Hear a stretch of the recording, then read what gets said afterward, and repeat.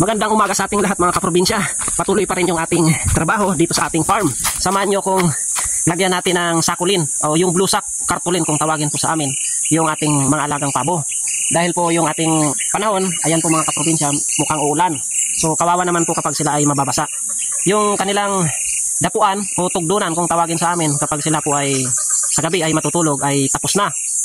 At yung paglalagyan natin ng kanilang pagkain ay medyo pinantay ko kahapon, tapos na rin. So ngayon kukuha po tayo ng kawayan. Yun po yung gagawin natin pang ano, yung paglalagyan natin ng cartolin. Ito naman si Dudoy, lipat naman natin dito kasi medyo mainit na. Ayan po yung ating alaga. Nakatali lang sila dahil nga sila po ay may mga kaso na hindi pwedeng arigluhin dahil napaka sisiba nila sa itlog. Ayan mga kaprobinsya, si Luningning.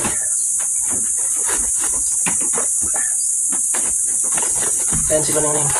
Diyan ka lang Luningning. Pinupusap na, kaya babasahin natin. Ayan. Put si Luningning.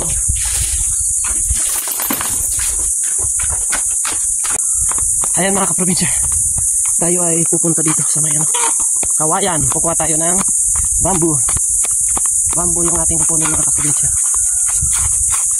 Ayun, pwede sana yun. May natumba dito mga kaprobinsya dahil nasunog nga nung sinunog ko to. Tinamaan siya. Pwede na yun. Ayan mga kaprobinsya, natumba.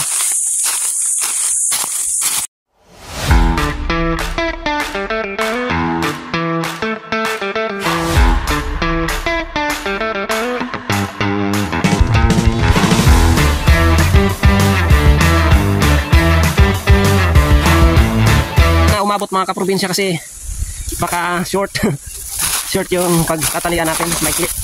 Dapat di ko pala pinutol, dapat doon sa dulo ko na nilagay. Ayan, ito yung araw-araw na trabaho natin.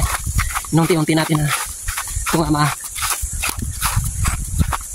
masanay sila dito sa loob para hindi na sila dumami ang ating mga alagang pabo dito mga kaprobinsya.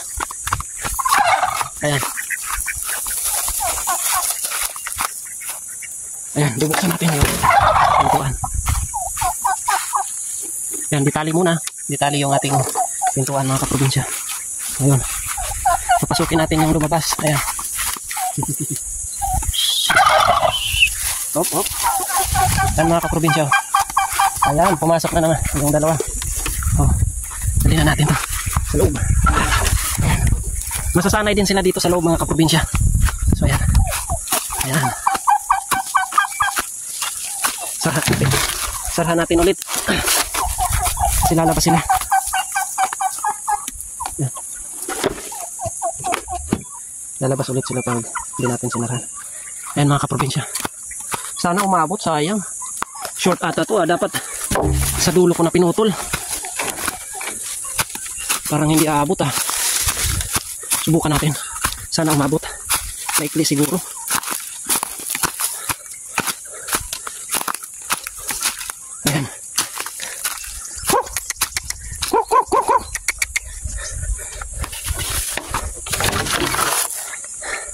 So ito mga kaprobinsya yung pinatag ko na Ayan medyo pinatag ko. Tapos ayan, may patoka na. Mayroon na pong tugdunan sila. Tapos dito malilim kasi sa loob ng dito sa ilalim ng puno medyo malilim. Ayan mga kaprobinsya. Kasi ito yung blue sack. Gagawin natin. Ayan mga kaprobinsya, lumalapit na yung ating mga alagang pabo. Ayan, masasanay na sila dito. Lalo na pag nilagyan po natin ng mayroon silang masisilungan. Sanay na yan dito. Ayan, kumakain na sila mga kaprobinsya. Ayun yung iba palapit na Ayan.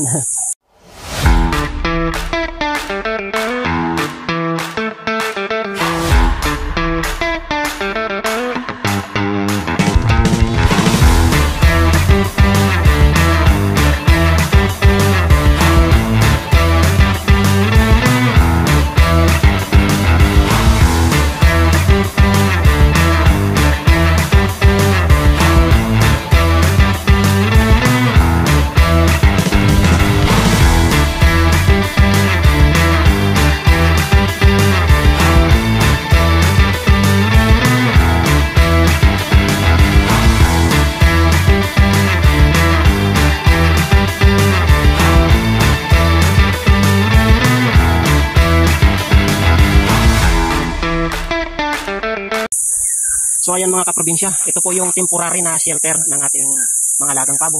So mayroon silang, dito sila tugdunan, yung dapuan nila paggabi. Tapos ayan, paikot naman po yung ating nilagay.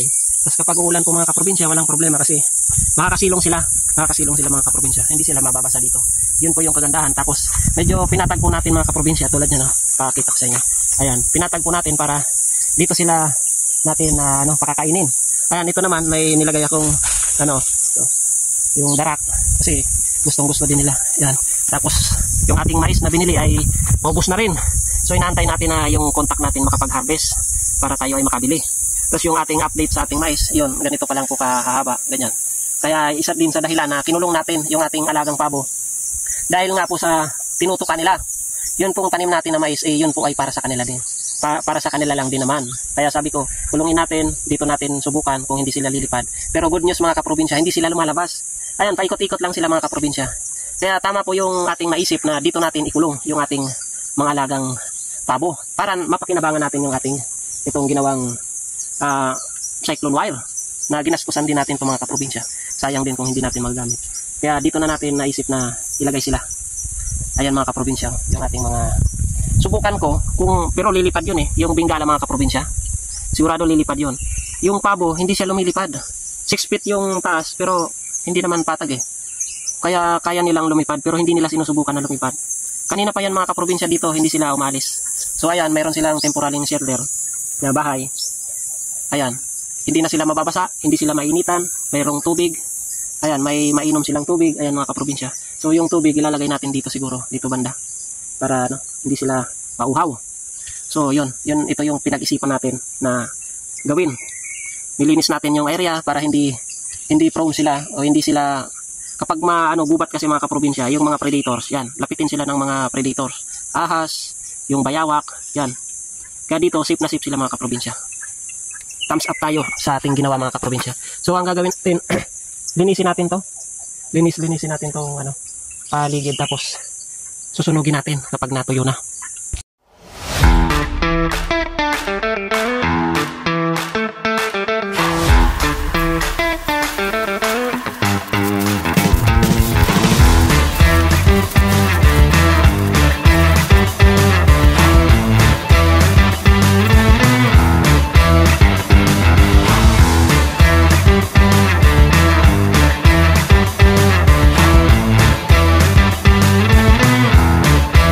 Ayan mga kaprobinsya, medyo malinis na yung ating area dito sa ating pabo.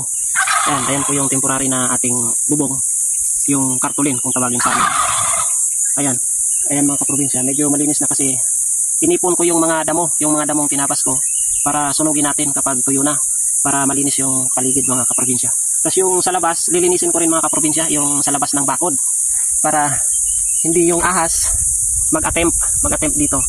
Siguro may mga pagkakataon lang din na mapupunta rito pero mas less yung chance na dito sila tumira halos kasi malinis yung ating area dito sa ating pabo. So saktong-sakto mga kaprobinsya, ito mapapakinabangan talaga natin yung bakod. Ayan mga kaprobinsya, yung bakod ayun. So 30 by 30 malawak to mga kaprobinsya. Talagang saktong-sakto para sa ating mga pabo. Kahit dumami pa sila ng husto, walang problema. Kahit umabot pa sila ng 300 dito, kasyang-kasya sila dito mga kaprobinsya. So ayan yung ating naumpisa naman na mga plano. Ito po yung plan B kasi yung plan A natin, kambing. Pag kambing, saglit lang yun mga kaprobinsya. Tapos yung pangsakate, wala tayong pangsakate na sapat para sa ating mga kambing. Ngayon, pansamantala, nasa labas sila. Pero yung plano ko ng area dyan na mas malawak na kukulungin natin din pagdating ng araw. Tataniman muna natin ng nyog. Ayun yung ating pasunod-sunod na plano dito sa ating farm na unti-unti nating i-develop. Sa kakayahan natin, na sana ay matapos yung ating mga plano dito at ating magawa pagdating ng araw. So, ayan mga kaprobinsya. Susunugin natin yung mga damo kapag tuyong-tuyo na. Ayan.